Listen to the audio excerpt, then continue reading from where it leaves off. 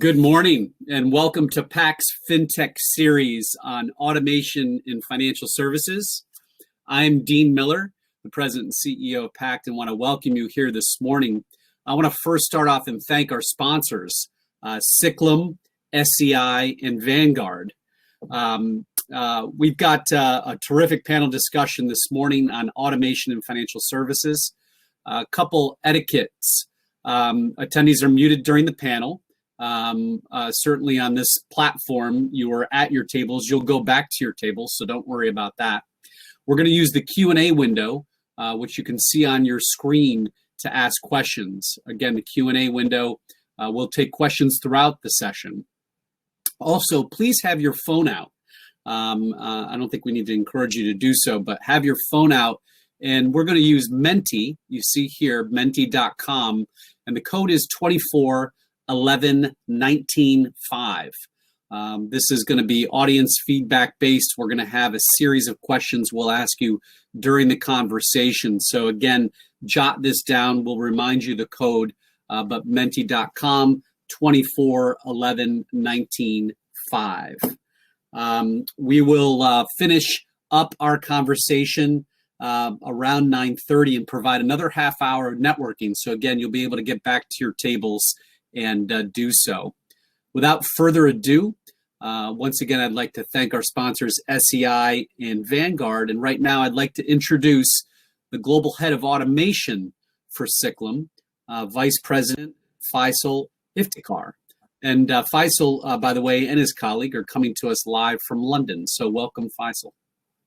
Thanks a lot, Dean. Hi, everyone. Thank you for your time today. My name is Faisal Iftikhar. I lead the automation practice for Ciklum. We are a global consulting firm which specializes in digital transformation. I'm delighted to say that I'm joined by some excellent panelists. Subhadaa from Wells Fargo. She heads up application architecture. And I've also got Gourav Datta, who's a director for automation at Ciklum. So Subhadaa, would you like to say a few words? Absolutely, and thank you for having me here. I'm Subhadaa Reddimasi, and like Faisal said, I'm at Wells Fargo right now. I head the application architecture practice at Wells Fargo. Have been here a little over a year. I just finished my first anniversary here. Before that, I have spent some time with the JP Morgan Chase. Again, had tremendous experience, over 20 plus years of experience in financial services. And everything about financial services talks about getting through automation and making sure that you are delivering optimal experiences to our customers continuously. So I have been a developer myself, have hands-on experience in developing products for our customers, which included various aspects of automation. My most recent stint was actually doing some intelligent automation using AI/ML as well, which I'm sure we'll touch upon in this context as well. So I'm very thrilled to be here and be participating in this panel. Excellent. Thanks, Subhadaa. And Gourav, would you like to introduce yourself? Yeah, good morning, everyone. Afternoon from here, London. So as Faisal said, I'm Gourav, Director for Intelligent Automation here at Ciklum. Working across a number of different industries and clients, a strong focus on financial services, of course, because that's my background. I have been with automation for a long time now, having worked with companies like IBM, driving enterprise-wide transformation programs there, and also had the opportunity to kickstart an automation program in a center of excellence for a large telco very early on. That's kind of back in 2015, 2016. And prior to all of that, my background, I was a banker. So core banking transformation programs has been my bread and butter for the early kind of years of my career, working for large multinational banks. And as everyone, absolutely thrilled to be here. Excellent. Thank you very much. We've got a very fascinating topic to talk about. We're going to be talking about automation. So please do ask as many questions as you can. We've got a fantastic panel here. We'll try and ask them as many tough questions as you can to try and make this as engaging and interactive as possible. But just before we start, what would be great is if people just kind of jot down what they'd like to get out of today's session, which will kind of help the discussion and help the dialogue. So we're just going to have a very, very quick first round of kind of use of the technology. So what would you like to get from today's session? Danielle, is that going to be on the app? Perfect. I hope everybody can see that on the app.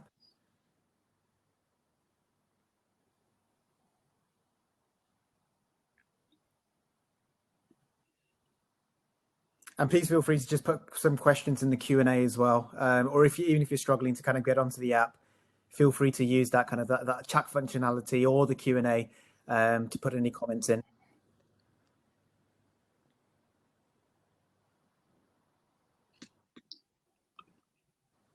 Not seeing anything come through at the moment. Once again, if people are struggling with the code, Faisal, we do have some people entering it into the chat, so you can go ahead and look at the chat window. Excellent, thank you.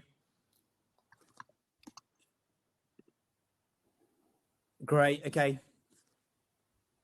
so great. We've got AP, AR automation, how big banks bringing these solutions together, understanding our Subhadaa approaches and use of technologies in automation, where to cull vendors. Excellent. Okay.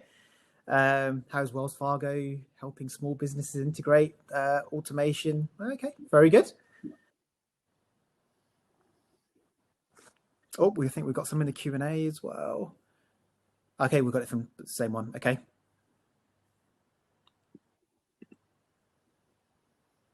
So Subhadaa is going to be very, very popular in this panel conversation.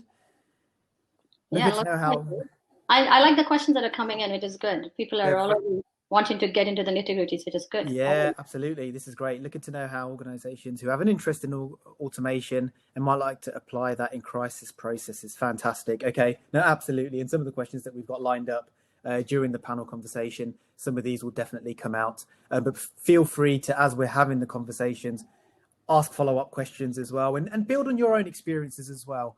That would be fantastic if people just keep sharing their experiences of automation as well.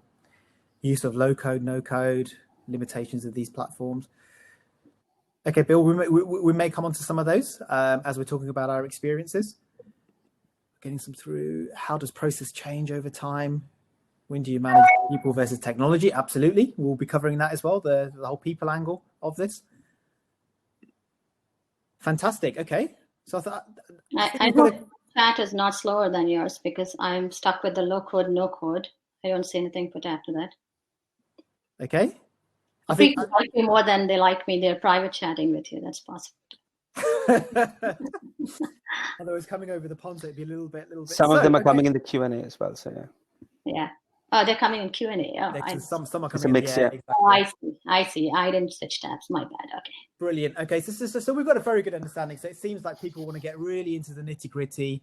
There may be some participants here that have a base level understanding of automation. So why not just quickly kick off by explaining what automation is to start off with, and then we could kind of go into our panel conversation. So when we talk about automation, we talk about business process automation, and we kind of talk about the words that are kind of out there in the market are, you would have been familiar with, is RPA, which is robotic process automation, and intelligent automation. Now, the difference between those two is RPA is effectively software which emulates rule-based, repetitive human keystrokes. So any processes that are routine, follow logic, can be automated by these robots, or they're more virtual workers. It's definitely a shift towards kind of digital workforce. Now, if you think of these digital workers, there's a lot of opportunity for them because every organization has these processes, what we like to call swivel chair processes, where they are routine based, they're transactional, they're mundane, and they can be automated by these robots. Now, where intelligent automation comes in is where you start adding intelligence to your automation solution. So you can combine RPA with AI, machine learning solutions such as chatbots, analytics engines, OCR, workflow, etc., to get more end-to-end holistic automation. Now, that's intelligent automation when you're looking for those kind of almost touchless processing or lights out processing, which is what we like to call it. And that really is the end goal that a lot of organizations are targeting, because of course you get a lot of process efficiency that way, and you also impact your customers that way as well. So just wanted to quickly give that introduction before we kind of go into my first question, which is all about, what role do we think automation plays in financial services? And I'll come to yourself, Subhadaa, to start off with. Yeah, absolutely. So I think automation plays a very critical role in every industry, as we all know, right? Specifically in financial services, though. You can think of automation as dealing with, to your point, Faisal, those repetitive, mundane tasks and leveraging bots to respond to customer needs, or even many times predicting what your customer needs are. Now, if you stretch that a little more and bring in some intelligence into it, where you start looking at process mining and being able to mine the processes more effectively and create that end-to-end automation, then you are really putting your people resources to better strategic use than using them for these repetitive tasks as we talk about. Now, when we talk about RPA, that's where you probably are starting on the journey of this intelligent automation, but then you turn around and start putting more into it, where you can bring in the AI and ML aspects of it, where you integrate with artificial intelligence so that you can bring in some cognitive intelligence into your process of automation, which is what makes it more fun, right? And you are actually getting to a point where you're moving from a rule-based execution of a bot and a step-by-step execution of a bot to intelligent, reactive, and smart bots. So I think for me, when you talk about automation, especially in financial services, the opportunities are various, right? Any place where you think about you're spending large amount of human resource on a singular topic or a singular activity is immediately an opportunity there. I'll stop there. I'm sure we're going to get into a lot more detail. No, absolutely fantastic. And that, the bit that played to my heart there was use RPA as the foundation for your automation journey. So start with RPA. And Gourav, is there anything you'd like to build on that? Yeah, I mean, again, I think absolutely agree to everything. Everything has been said so far. So I think from experience, automation plays a massive role for financial services, especially. I think making some of the big organizations more efficient, so thinking of using automation to streamline your decision-making processes, making them faster, time to market kind of becoming faster. It's more consistent decision-making. So if you start embedding automation in the core of your decision points, you eliminate bias, you make them more fair, you kind of reduce confusion, you make the organizations more effective as well. So whereas typically we've heard automation in the back office, but more and more we're seeing automation playing a major role in making organizations, especially financial services organizations, more effective in compliance. So using automation within compliance functions, within risk functions, within fraud, anti-money laundering, within underwriting, is just I think giving you everything as a package that makes you more efficient, more effective, more compliant, and at the same time allows you to be more customer centric. So all of your customer targeting, retention, lowering your customer effort, quicker kind of turnaround time to customer queries. So I think massive role automation will play in financial services. Excellent. And then question to yourself, Subhadaa. So, Gourav just entered why he thinks it's prevalent in financial services. So with your experience, why would you say, automation's played such a big role in financial services, especially over the last kind of 5-6 years? Right. So when you think about, and it goes back to the previous question that you asked as well, when you think about large areas of operations, of business operations in particular, right? Financial services takes the cake in the context of that when you talk about business operations. Of course, there's insurance sectors and some other sectors where you kind of see similar kind of large business operations.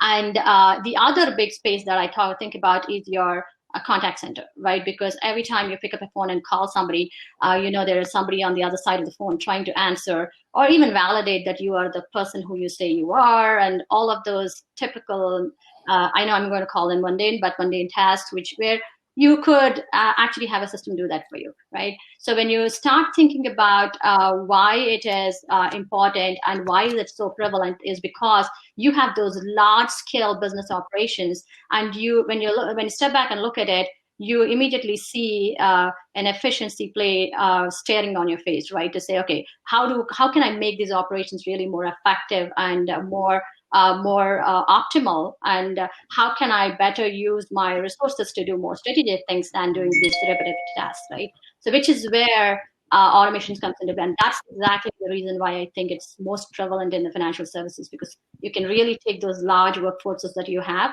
and put them to better use. Fantastic. Okay, and before we just go to our next poll, just quickly ask another question. This is more based on your personal experiences. So start with yourself, Gourav. Tell me about your first experience with RPA, and what was it like? No. It goes back. It goes back five years, I think. So kind of back in 2015, kind of early 2015. So that's where my first introduction with automation. I was working for a large British telecom provider. I kind of already gave the name out, and that's where we kind of first started kind of looking at automation. There were not many players those days. Very early, some of the softwares were not as robust. Back then, there were not many players who've done it at scale. So we learned it the hard way. Loads of scars and wounds there.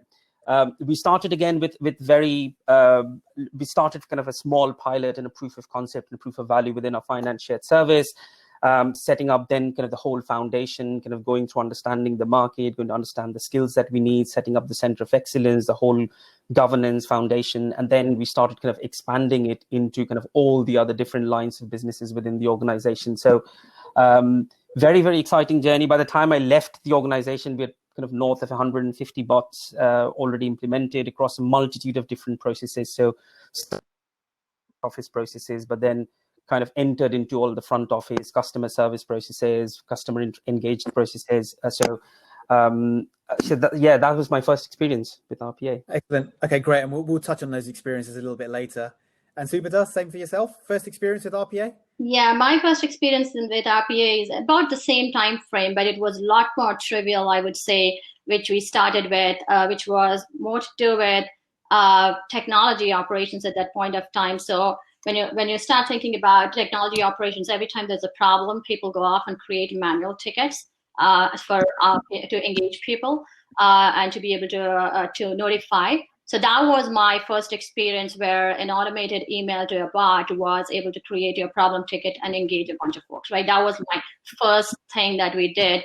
And it was at another bank at that point of time. But that actually said, okay, makes sense. This is something that's doable, right? And then we ventured into several different facets to the point of automating those typical tasks that you have your advisors do. Whether it is chargebacks, whether it's disputes and claims and stuff like that. Yep. Fantastic. Okay. Now let's go to a poll to try and get some engagement from the audience. So if we could have our next poll, and this poll is just a little bit more around where organizations are at with their journeys for RPA. So if we could just do a very quick poll, you've got 4 options. Could be, haven't started your journey at all. Sorry, we just need to go for the next poll. So it's you haven't started your journey at all. You've started and you've piloted. So you've done kind of 1 to 10 processes. You've expanded. You've done about 10 to 50 processes, or you've truly scaled where you've done 50 processes or more. So if we could kind of just have that, if we could have that poll, that'd be fantastic.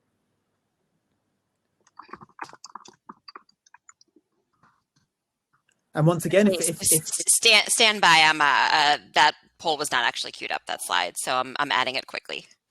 Okay, no worries. And if people just want to keep kind of adding to the chat or the Q&A, please feel free to add. Or if you just want to comment on some of the things that you've heard as well, that would be fantastic. A little bit of feedback, things that you may have disagreed with, things that you may have agreed with. It'd be great to kind of hear from you.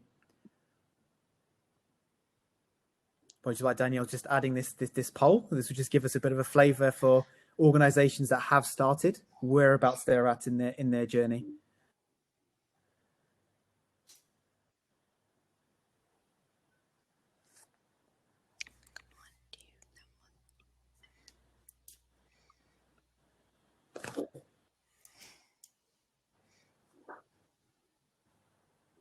Whilst we're waiting for that, should we just quickly let's talk a little bit about limitations with RPA then, because there is a question that's come up around kind of limitations of platforms. So, Subhadaa, start with yourself. What kind of limitations do you see with RPA?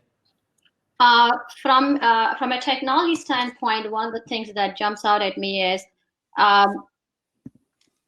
when you think about how the bots operate, the primary thing that so this is more to do with the identity and the access management aspect of it, right? Where you start leveraging, when you're talking to systems, you usually use a concept of service accounts, where you actually take a service account and you are able to pull data very clearly from multiple systems.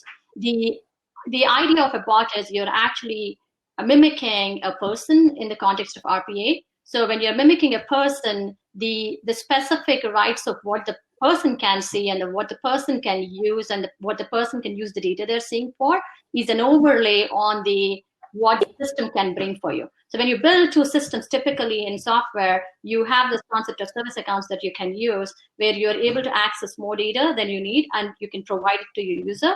So that, I think, is a limitation that we have to continue to work around in the RPA engines right now. So we are doing some interesting work in that space as well to kind of overlay the user-based access beyond the service account access that will mimic the work that a specific user is doing versus when a system is working on behalf of you.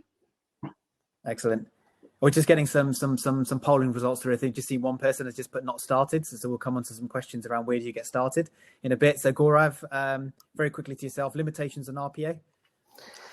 Yeah, absolutely. So one of the biggest kind of limitations that we've seen with RPA is that as a technology, it's fantastic. The application is quite broad across a multitude of different processes and functions, but then the software itself relies on a lot of structured data to be present, which isn't the case with organizations. There's loads of unstructured data. Kind of the wealth of information that we usually have in organizations is in customer comments, is what someone has spoken to you in the 30 seconds of phone conversations and stuff like that, or chats and emails. So I think that's where RPA has a bit of limitation. It can always work with processes which have been made structured and standardized for the last 100 years, and things follow a certain pattern. But that's not how humans interact. That's not how kind of the world is of data. So I think that's where the limitation is. But more and more smarter technologies, as we've seen coming up, the cognitive technologies where it can understand human, kind of the natural language processing, the natural language understanding aspects of this technologies coming in, combining them with RPA, I think that's how we're kind of seeing it overcoming gradually. Okay, and whilst we're just waiting for more people to just answer the poll very quickly, we've got a question around process mining. Subhadaa, I think you mentioned process mining before. So just your experience with process mining, and then we'll ask Gourav to build as well. Yeah, sure. So when we talk about process mining, what we really are talking about is the end-to-end process for execution of a specific business process that we are talking about here. So a lot of times when people think about RPA, they're really trying to mimic what is the activity that is happening at a desktop level. So you're really talking about the step or task that is happening and mimicking that user clicks or what the user does. But when you really want to use RPA to its fullest, you really want to talk about the end-to-end complex business process and studying that and mining that process and actually mimicking that process. That's where you really bring RPA to life in a better manner.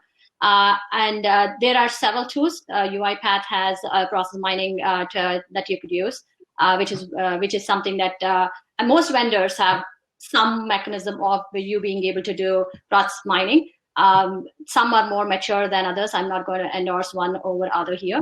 But overall, I think there is several tools that you could use to understand your end-to-end process. And then my recommendation there and counsel to you guys is when you're looking at the end-to-end process as well, think about where you can get most efficiency out. What is your ROI? So the most important aspect when you're doing RPA from an end-to-end process standpoint is also to establish what your KPIs are and what you really want to measure upfront, so that you can turn around and start measuring as you are starting to implement it and see value come out of it, right?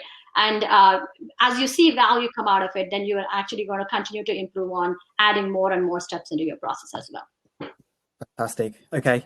And then just build on that point as well, just in terms of maturity as well. So process mining is definitely very hot in the market at the moment. It's evolving towards that way from an automation perspective, especially if you're looking to do end-to-end automation.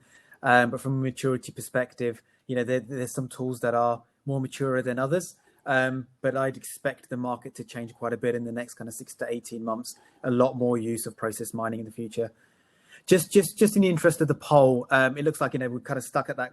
We've got the majority of people have either not started or they've done kind of 1 to 50 processes. That's not surprising. So the actual stat is,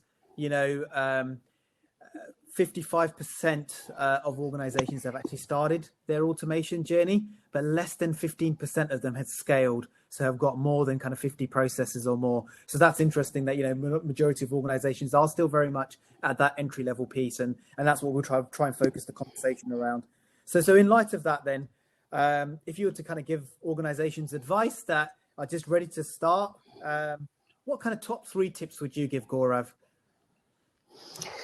Top 3 tips. I think the first one would be to start small, because rarely we've seen, I know we want to sometimes kind of have a use case to start where it gives you the massive value or it's your most complex or most kind of painful process, but rarely we've seen organizations where everyone, the whole organization is on board to do automation. There will be people who needs to see, to believe it. There'll be people within your organization who don't trust the solution. So the first tip I would give is to start small. Think about how you can get some quick wins under your belt, but kind of create the blueprint, see what works and what doesn't work in the context of your organization without having to massively invest effort or kind of capex or anything. So that's the point number 1. I think the second one would be, so though you start small, I think you have to start thinking about the next step. So think of the strategy, think of the operating model and the foundation that you will build. Now, I always think of foundation as the foundation of a building, right? You don't see it when the building is there, so people tend to forget it. People think just let's automate, keep automating more and more processes. But unless you build the foundation, the day there's a cyclone, the building will start kind of shaking, right? So you have to build your strategy, operating model, the governance around it. So that's really, really key before you start thinking about how you scale or make number of process automations. And probably the last one I would say is don't narrow the view of benefits that you have. So when, again, said back 5 years back, 6 years back, automation was all about, can we take headcounts out of the business? Can we take FTEs out of the business? But as the products, the technologies matured, our thinking has evolved as well. So don't just limit yourself to kind of just counting FTE cost savings. So there's a multifaceted benefits of automation. So think about how it can help you kind of get revenue, processes quicker, especially financial service. How can you onboard people quicker to get more revenue? How can you make it better for your customers? How can your processes become more compliant so that you have more audit coming through? Processes do not have errors, and you kind of takes away the problem, risks of losses and penalties. Think about how it helps your employees. So I would say the view of benefits, make it broad, think wider as well. So that would be your top 3. Okay, and Subhadaa, is the same for yourself? Yeah. Top 3? I'll build upon a little bit of what Gaurav said here, right? While you start small and try learn the construct of RPA, it is very important to establish that construct of center of excellence or center of practice, right? Where you are able to provide some guardrails and standardization across the firm. When I speak something like a large firm or in a financial industry, the standards make or break things, right? Because otherwise you'll have proliferation of things and everybody does things in their own way. So it's important to provide those guardrails and patterns on how you implement good bot structures, right? And doing that, while doing that, not to say that centralization, we also have to think about it as enabler for self-service and federated development, right?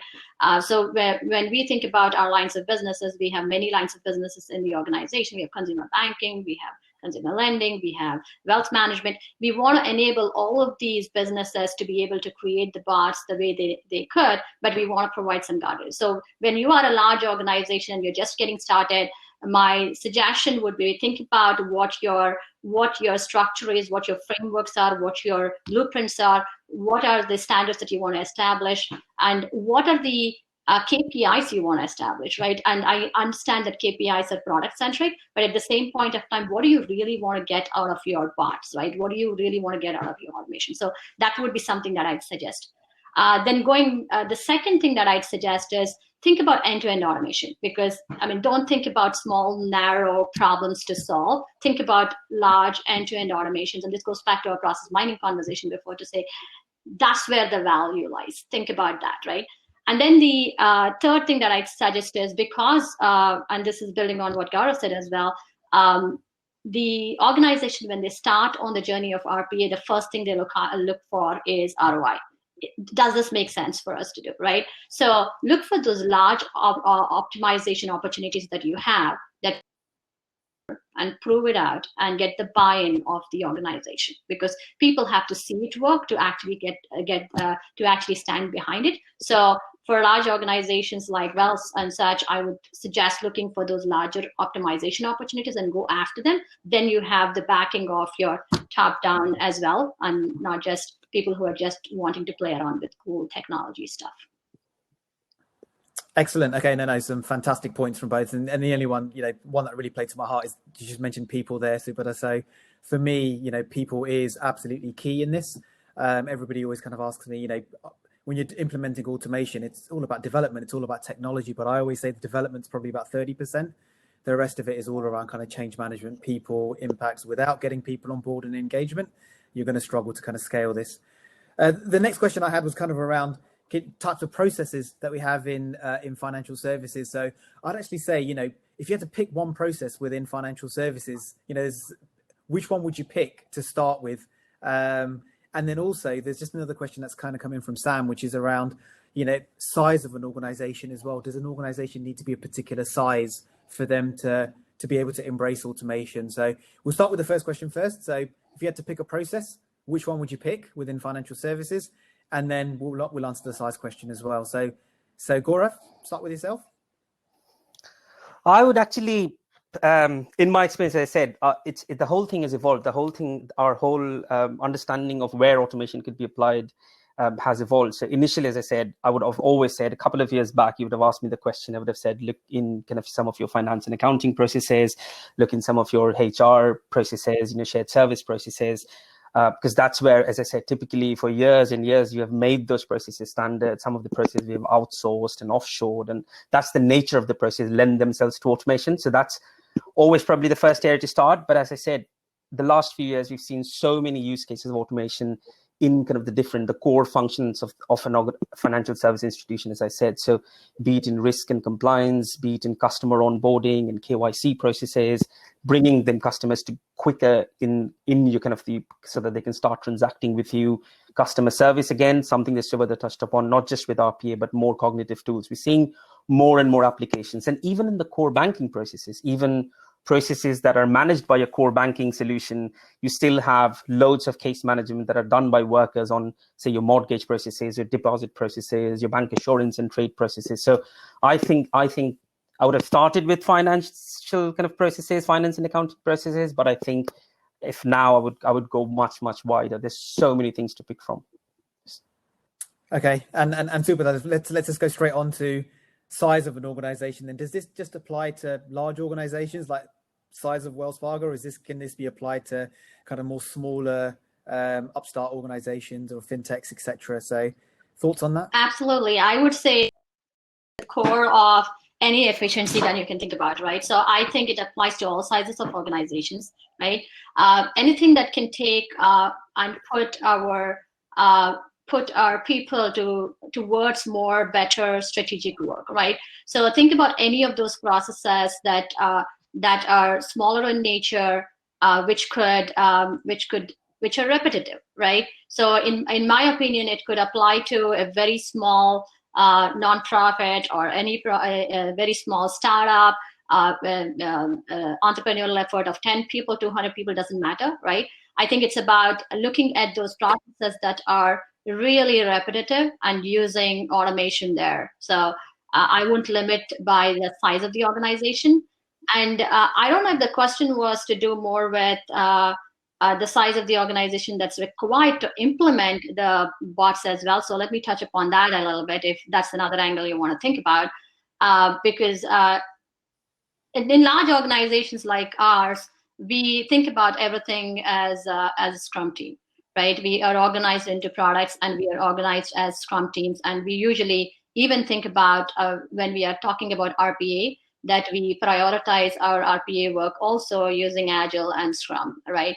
So when for a smaller organization, obviously, if you are using Agile, you have people on your team who are able to spend cycles, and I think it should just be a matter of having stories in your backlog that are always thinking about how do I automate, right? So even if you are a small Scrum team and your organization is just one Scrum team, so be it, right? But you need to have those things continuously on your backlog, which says, okay, what are the things that I'm doing repetitively or my customers are doing repetitively that I can automate, right? So that's where I would leave you. Brilliant. Let's just quickly add something, Faisal, here. So yeah, go for it. I think a few of my previous recent experiences have been with organizations which are not massive, which are some of the clients which are not big. And I think the answer is literally there in the question. It's a fantastic one, because smaller organizations, I've seen fintechs as well who have started embracing automation. One of the key reasons is they're already working with a very different demographic, right? So they're already tapping into an economy which is very different. Like they're working with some of the unbanked and the underbanked, right? Who do not have any transactional accounts with larger banks, but they have to serve a different demographic. With serving that demographic comes risk. How can you use automation to kind of have a much more stringent, a much better risk evaluation process, a credit risk evaluation? How can you serve those customers 24/7? You can't throw people at that problem, which probably large organizations can. So I think for smaller organizations, it makes it more important to have automation embedded within all their processes to kind of serve the customers, the demographic of the customers that they are serving. So, and it definitely helps with your scaling as well. So as soon absolutely, as you're scaling your operation, you don't need to increase people. If you want to grow your business by 50%, you don't need to increase your cost base by 50%. You can use automation then. So absolutely, really key. Okay, and then in terms of benefits then, and kind of giving financial services organizations a competitive advantage. So if you were to kind of list out the top benefits that you get from automation, Gourav, what would you say they are? So one of the things that we always use is a bit of a balanced kind of view of benefits. So I think I always use my 4 quadrants to think about it, just to make it more relevant to everyone. So on the financial side of it, as we always said, ROI is a big factor. You're going to invest, you have to get something back. So I think cost savings and giving hours back to the business, creating that capacity is massive for financial services organizations. The one that's coming up a lot, as I said, in processes that generate revenue as well. So customer-facing processes, can you onboard them quickly? Can you do their processes quicker? If you have blocked a customer thinking of suspicious fraud transactions, can you unblock them quicker based on automation so that they can start transacting, so that you can get your revenues quicker? So financial is big. The biggest one I would say is on the process side. So loads of processes that we've seen within financial services, they have to be compliant. You have to kind of, people with the limited bandwidth kind of do samples of checks and stuff like that. With automation, you can now run automation through hundreds and thousands and all the different cases, make it more compliant. As I said, your risk processes, your compliance processes, your underwriting processes, you can make them more robust. And then, of course, the last I would say is the people and the employee and the customer side, making life easier for the customers, making their effort go down, making life easier for your employees. People leave organizations when they hate processes, when they have to work with systems they don't enjoy, and that always is a cost. So I think making it better for your employees, for your customers, making your processes better, at the end, of course, your financial savings would come, be it revenue or cost. Okay, and once again, we talk about people. There's a fantastic question that's come about. How does change management and culture come into play at Wells Fargo? Does the internal business customer have to push to get automation, or is it an opportunity for better business solutions? So Subhadaa, just a question for yourself. Yeah, absolutely. So I think like I was touching upon before, right? The buy-in of the top-down buy-in is extremely important when you're starting with something new, anything new. I mean, forget about RPA, but anything new, right? Especially when we introduce the concept of RPA, and this is where I was talking about the return of investment and proving out that this is of value becomes extremely important, right? So once we do that, then there's more and more people who come to the table, right? And you broadcast that, okay, this is the work that's done. These are the number of bots that we have created. And this is the automation that we have been able to create. This is the efficiency that we have gained because of that, right? So people is a huge, huge part of the organization. And it plays a massive role in driving automation, right? Because when you have your product team who is also thinking about automation at every single step of the way, then you are really in a place where you are just not driving it from a tech perspective and saying, okay, I want to use this cool tech, right? But you're actually driving that natural thinking into every product, right? So I think to the question in particular, I would say people is a huge part. Yes, we had to go through our journey of teaching people what RPA can bring to the table, like every other industry that you would see that had started with RPA about 5 years ago. But I think we have come a long way. People understand the importance of it. People understand where it's effective, where it's useful. And the top-down buy-in actually hugely helped the overall process for us. Fantastic. And that culture piece is just so important, and people understanding that automation is going to play a massive role in operating models going forward. And the quicker that people adapt to it, the better. So we have talked quite a bit about kind of RPA, and we've talked a little bit about the benefits and the types of processes. There's a lot of talk in the market about it being a tactical solution. Gourav, what's your point of view on whether it's a tactical or a strategic solution?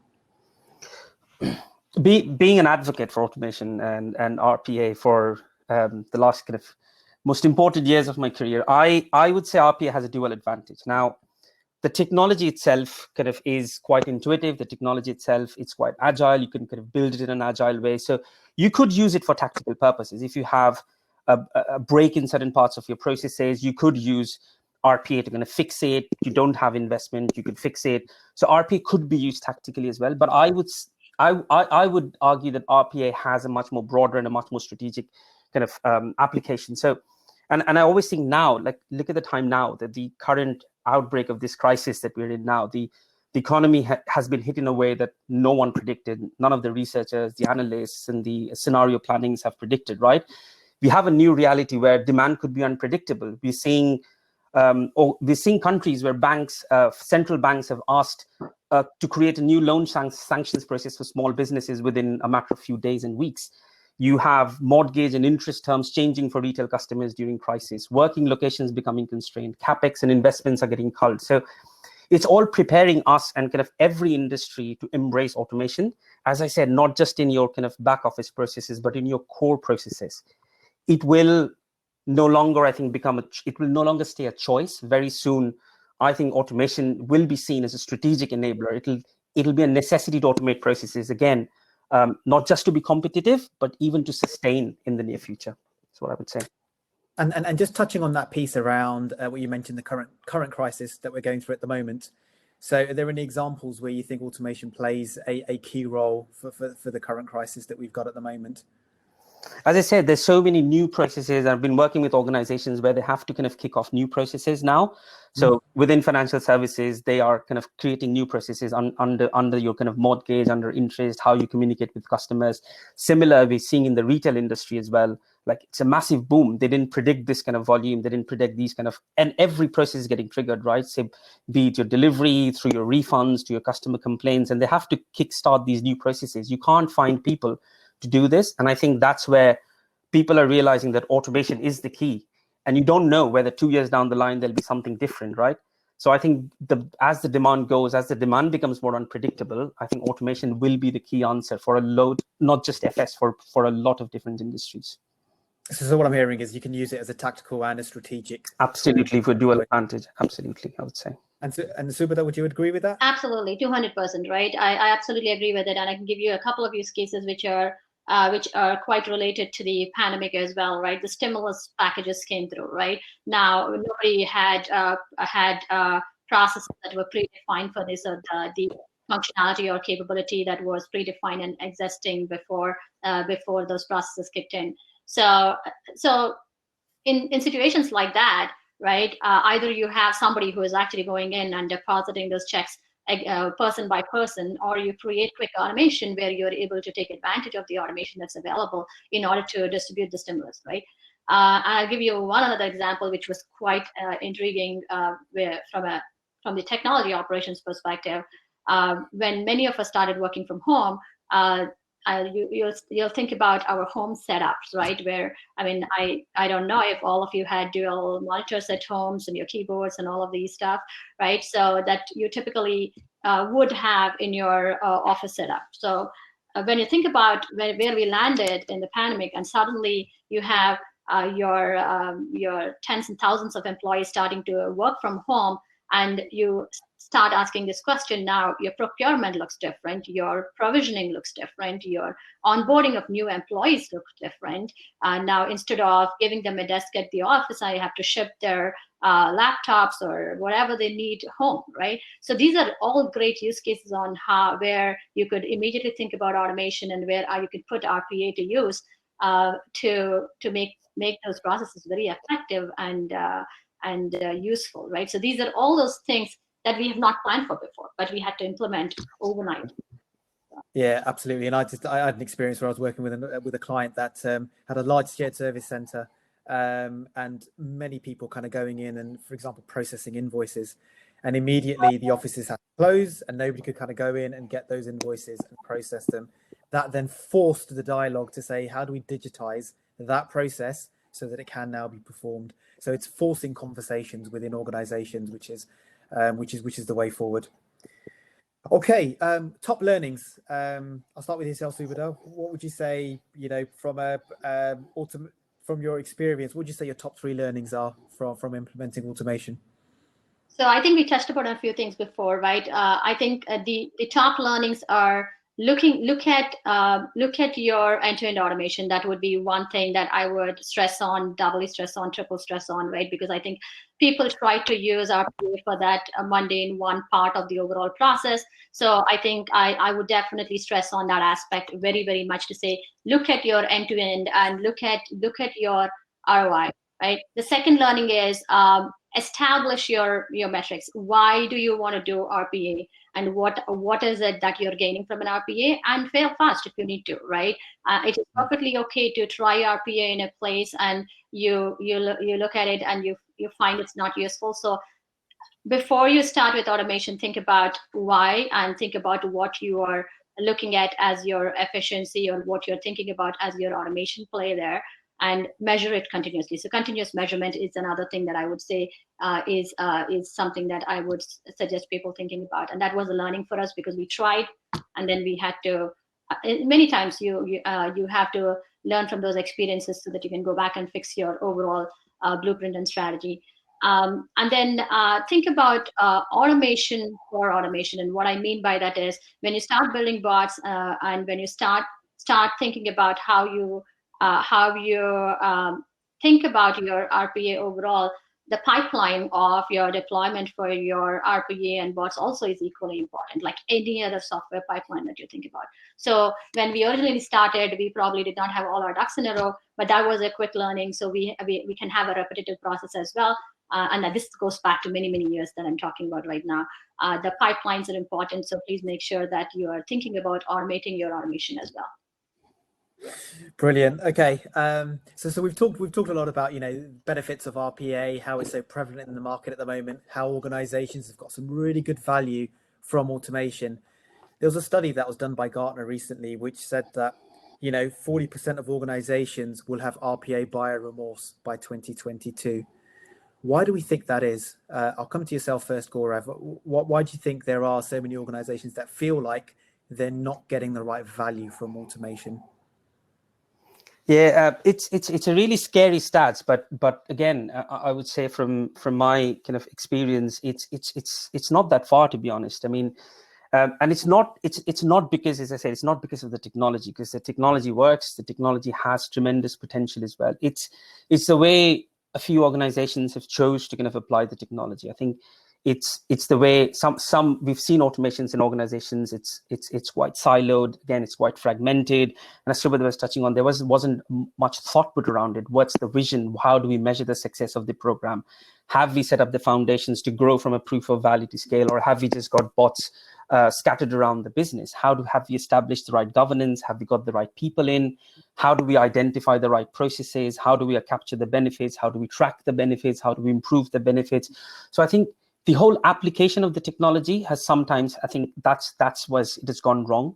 Mistakes have been costly for organizations. If organizations lose faith, if you don't do it properly the first time, it's very hard to bring the faith back again. And probably the last one I would say is, a lot of organizations we've seen, they're jumping into automation just because everyone else is. It's a buzzword everywhere in the market. You can read about automation, you can read about RPA and intelligent automation, and AI is just flooding the whole kind of news and journals and everywhere. And people are just jumping into it without necessarily understanding what the problem is, and then work towards an enabler. It's not about competition that someone else has 50 bots. I need to get 50 bots in an organization to look good. Does it even mean anything for your business? Your organization might be absolutely fantastic, no mess. So I think there's a lot of thinking around it that is going wrong, not the technology. Fantastic. Okay, just having a look at a quick time check as well. In the interest of time, got to think about closing this conversation. I think this has been a fantastic dialogue. We did want to just kind of finish very quickly with a word cloud. So if we've got some time, Danielle, could we just do a quick poll from the participants around kind of what was the biggest takeaway from today's dialogue and today's conversation? It'd be great to kind of get your thoughts. Bit of feedback would be great as well, to see if this was kind of a useful session, if you got some really good insights from this, if there's any kind of things that you want to kind of build on a little bit more. I'm sure that, you know, we can kind of stay behind a little bit longer and talk a little bit more. So just in one word, you know, what's your biggest takeaway from today's session? And there's the code once again. Go big. Well, like that, go big. Yeah. Well, like that, 2 words, but it's good. Like it. Change, yes. Automate, absolutely. We're glad that people have drank the Kool-Aid today.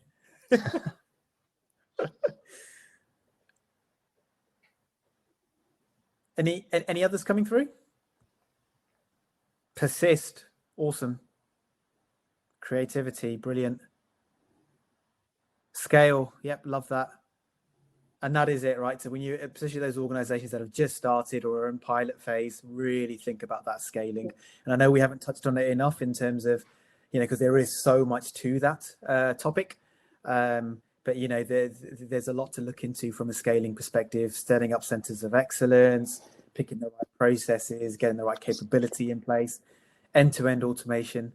There we go. Subhadaa, you got your the look at the end-to-end piece. That's it. Pass the message. So I'm very happy. And absolutely the right message. Super. Okay, I'm going to hand back to Dean. I hope people found that useful. Welcome people to reach out to me later on and any of the panel and just ask as many questions as they like. But hope you found that useful. Thank you once again very much for your time. And hand back over to Dean. Gourav, Subhadaa, and Faisal, thank you so much for the conversation. We are now going to transition back into Remo at tables and ask Gourav, Faisal, and Subhadaa to also position themselves at independent tables just so people can ask one-to-one or small group questions. If you haven't used Remo, it's very intuitive. And again, we invite you to stay for the next 20 or so minutes. And we'll make a couple announcements that'll pop up on your screen in there as well. So again, once again, thank you to you. Thank you to Ciklum for sponsoring along with SCI and Vanguard.